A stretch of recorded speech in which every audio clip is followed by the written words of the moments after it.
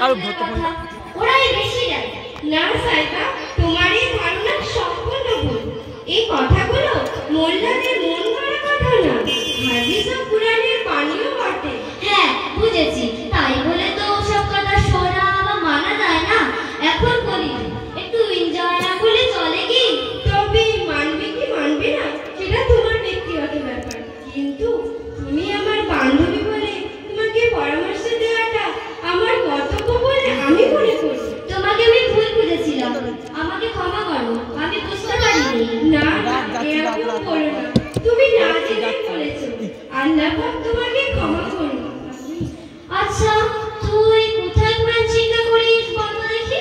আমি পাইকপাড়া সিদ্দিকিয়া কোরআনিয়া মাদ্রাসায় পড়ি। সেখানে হাফেজ মুহাম্মদ মনিরুল ইসলাম সাহেব আমাদের কুরআন ও হাদিস শিক্ষা দেন খুব সহজভাবে। আর মাঝে মাঝে বাবুল ভাইজানের কাছে যায় বিভিন্ন ইসলামিক কালচারাল এডুকেশন দেওয়ার জন্য। হায় রে, আমি না জেনে তোকে কত চার কথা বলেছি।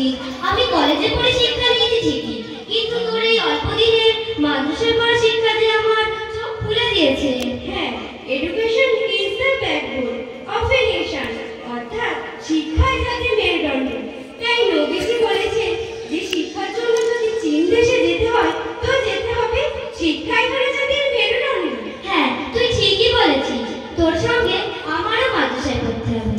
আমি ভেবেছিলাম আমার অনেক পড়া হয়ে গিয়েছে আর দরকার নেই, কিন্তু আজ বুঝলাম